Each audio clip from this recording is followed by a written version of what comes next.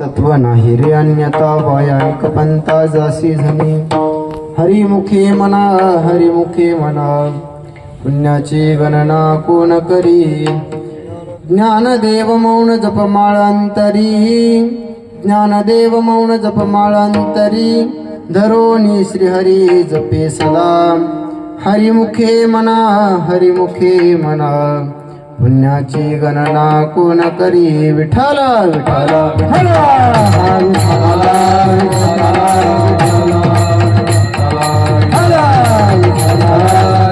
नमो विठ्ठला राजया पांडुरंगा. नमो रुक्मिणी माऊली ज्ञानगंगा. नमो पुंडलिका नमो चंद्रभागा. नमस्कार माझा रुक्मिणी पांडुरंगा. पांडुरंगा करू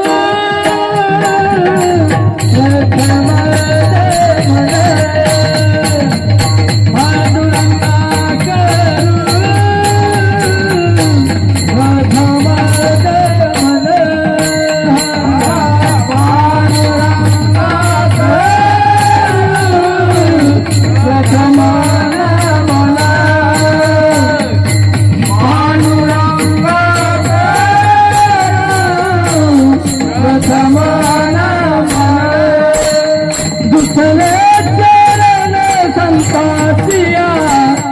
दुसरे चरण संततिया.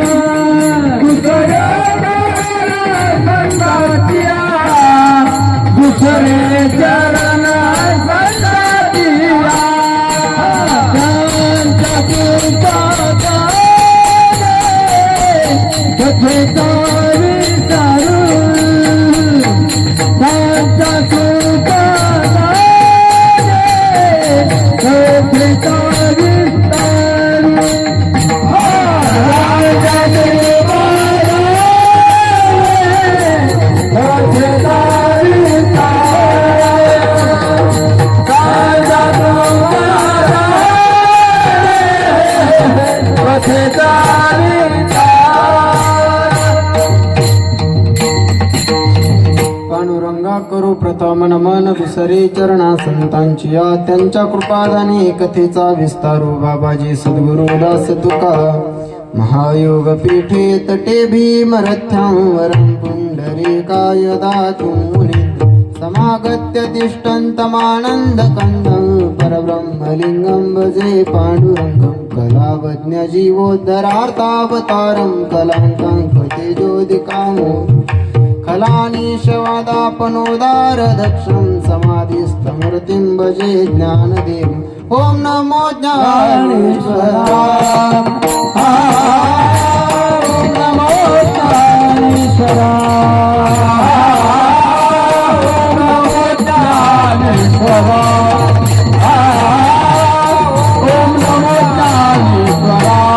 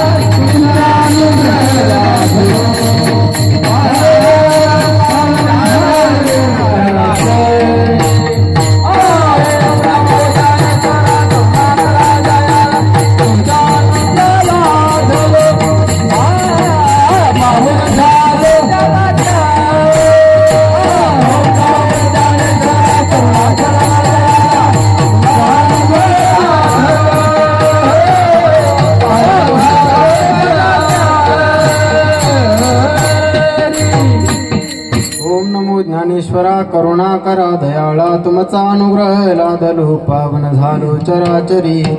नमो सद्गुरु तुकया ज्ञानदीपा नमो सद्गुरु सच्चिदानंद रूपा नमो सद्गुरु भक्त कल्याण मूर्ती नमो सद्गुरु भास्करा पूर्ण कीर्ती संपाद्य ज्ञानंच विधाय भक्तिं विलोकितो येन समाधिराज वैराग्यवन्तं सुविचारयुक्तं नमामि जोगं शिरसा गुरुं त्वं गावी गावी माझी सेवा देना दुर्बळाची देवा देना दुर्बळाची देवा देना दुर्बळाची देवा घावी घावी माझी सेवा दीना दुर्बळाची देवा दीना दुर्बळाची देवा दीना दुर्बळाची देवा घावी घावी माझी सेवा घावी घावी माझी सेवा घावी घावी माझी सेवा घावी घावी माझी सेवा घावी माझी सेवा दीना दुर्बळाची देवा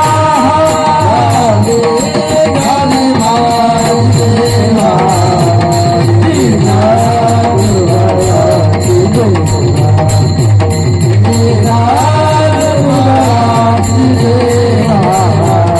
दीना दुर्बळाची देवा घावी घावी माझी सेवा दीना दुर्बळाची देवा दीना दुर्बळाची देवा दीना दुर्बळाची देवा घ्यावी घ्यावी माझी सेवा दीन दुर्बळाची देवा श्री संतांच्या माथा चरणावरी साष्टांग हे करी दंडवत विश्रांती पावलो सांभाळा उत्तरी वाढले अंतरी प्रेम सुख एक तत्व नाम दृढ धरी म्हणा हरिसे करुणा येईल तुझे हरिमुखे म्हणा पुण्याची गणना कोण करी विठ्ठला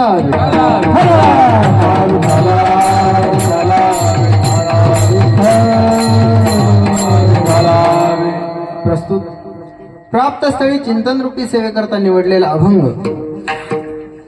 पुण्यसलीला इंद्रायणी मातेच्या तटकावरती एक वसलेलं छोटस सिद्धेश्वराचं एक शिवपीठ म्हणा किंवा अथवा एक मूळपीठ म्हणजे शंकराचं आधीपासून आलेलं एक छोटस गाव आणि या गावामध्ये ब्राह्मण यातीमध्ये म्हणायला काय हरकणार नाही आणि विठ्ठल पंतांचे सुपुत्र म्हणायला काय हरकत नाही सर्व विश्वाची माऊली महाविष्णू भगवान श्री ज्ञानोबराय यांचा उत्कृष्ट असा सर्वांच्या परिचयातला सर्वांच्या पाठातला 4 चरणाचा अभंग असतो नामा सेवेकरता निवडलेला आहे विठ्ठला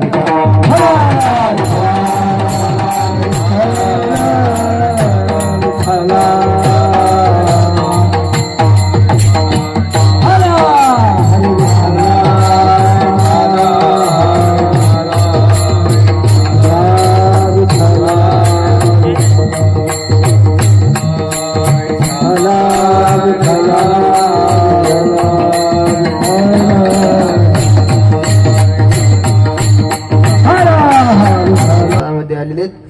त्याच्यामध्ये श्री संत जनार्दन महाराज असतील स्वामींची देखील या ठिकाणी पुण्यस्मरण आपल्या अखंड हरिनाम सप्ताहामध्ये येते.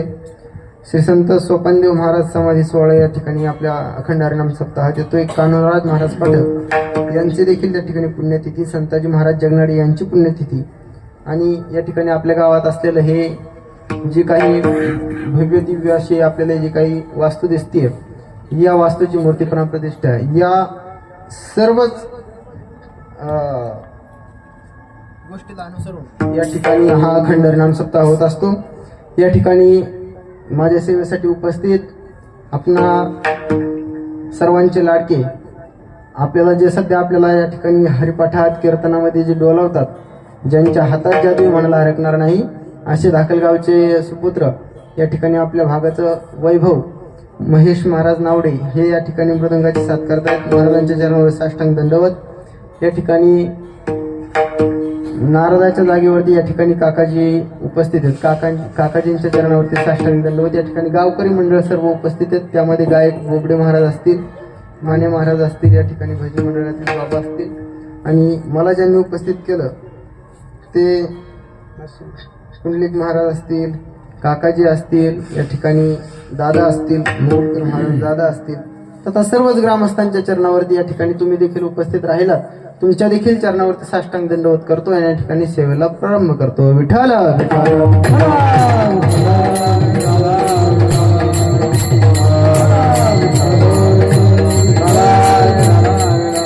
या ठिकाणी अभंग सर्वांच्या परिचयातला, अभंग सर्वांच्या पाठातला आहे. अभंग हरिपाठ या ग्रंथामधला आहे. कोणत्या? हरिपाठ या ग्रंथामधला. आता या ठिकाणी मी कीर्तन करतोय, तुम्ही मला बोलायचं, मी तुम्हाला बोलणार. तुमचं माझं काय भांडण आहे का? नाही. मग तुम्ही मला बोलत चला, मी तुम्हाला बोलत चला. मान्य सगळ्यांना? तुम्ही जर बोलले तर मला पुढचं बोलता येईल, किंवा आता मी जर तुम्हाला बोललो तर मग तुम्हालाही प्रत्युत्तर देता येईल. बरोबर ना? त्यामुळे मग तुम्ही देखील मला बोलत चला, मी देखील तुम्हाला बोलत चालतो. विठ्ठल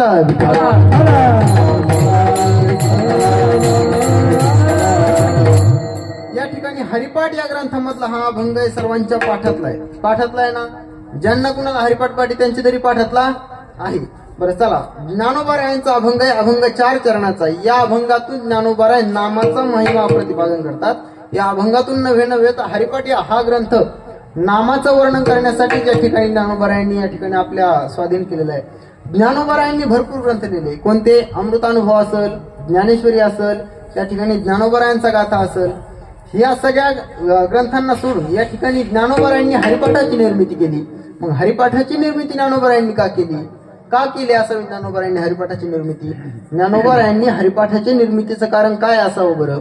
हरिपाठाला आपण जे हरिपाठ या नावाने आपण ज्या ग्रंथाला उद्देशून बोलतो, त्या ग्रंथाचं पूर्वीचं नाव हरिनामपाठ असं होतं. काय?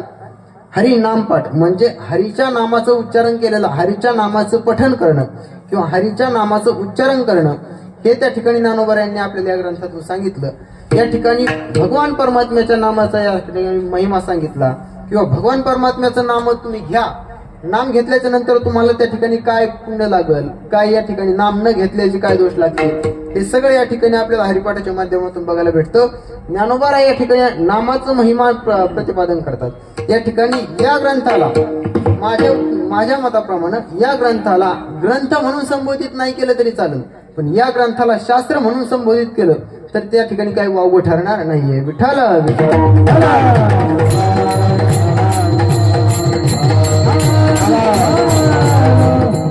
या ठिकाणी शास्त्र म्हणून या ग्रंथाला उद्बोधित केलं तर काही वावगं ठरेल का?